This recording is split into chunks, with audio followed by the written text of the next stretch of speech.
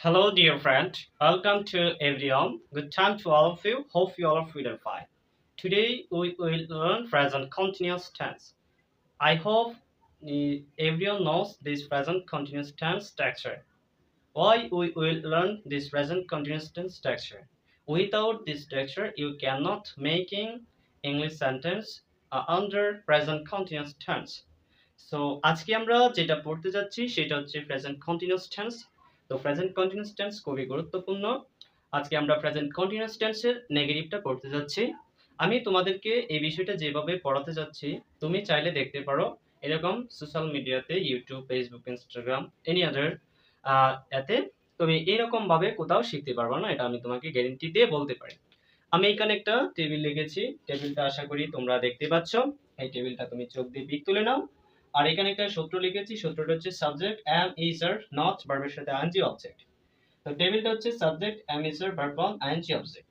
যেহেতু তুমি এবং আমি বা আমরা ইংলিশ স্পিকিং এর জন্য খুবই দুর্বল, সুতরাং আমরা এখন অবজেক্ট নিয়ে কাজ করব না, ঠিক আছে?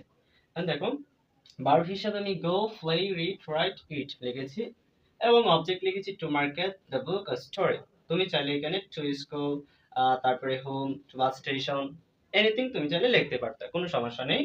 এখন আমরা এটা কিভাবে পড়বো দেখো, আই এম নট গোয়িং, যেহেতু এটা চলমান হবে, আই এম নট গোয়িং কথার অর্থ হচ্ছে আমি যাচ্ছি না অথবা আমি যাইতেছি না।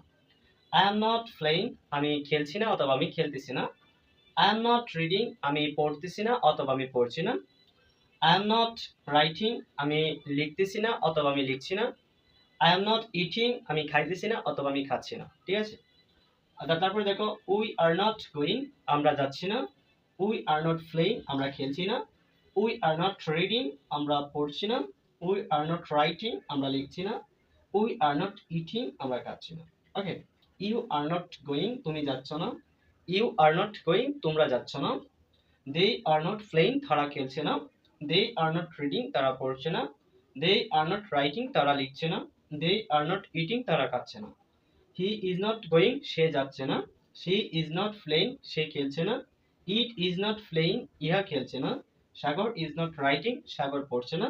My mother is not cooking, আমার মা রান্না করছে না। এখন তুমি যদি এই মেথডটা দিয়ে বলতে পারো সিম্পল সেন্টেন্স, তারপরে তুমি চাইলে অবজেক্ট নিতে পারো। যেমন মাই mother is not cooking rice, আমার মা ভাত রান্না করছে না। এখন কথার কথা, আমার মা বিরিয়ানি রান্না করছে না। My mother is not cooking biryani, আমার মা খিচুড়ি রান্না করছে না। My mother is not cooking a hotchpotch, ঠিক আছে? আমার মা পিঠা বানাচ্ছে না। My mother is not making pitha বা মেকিং কেক, ঠিক আছে? তো তারপরে দেখো Sagar is not read the English book, Sagar English বই পড়ছে না।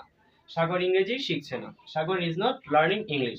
এখন তুমি চাইলে হাজার হাজার লক্ষ লক্ষ কোটি কোটি বাক্য এক নিমিষেই গঠন করতে পারো এই সূত্রের সাহায্যে। শুধু এই টেবিলটা যদি তুমি পারো তাহলে অবশ্যই মেকিং করতে পারবা।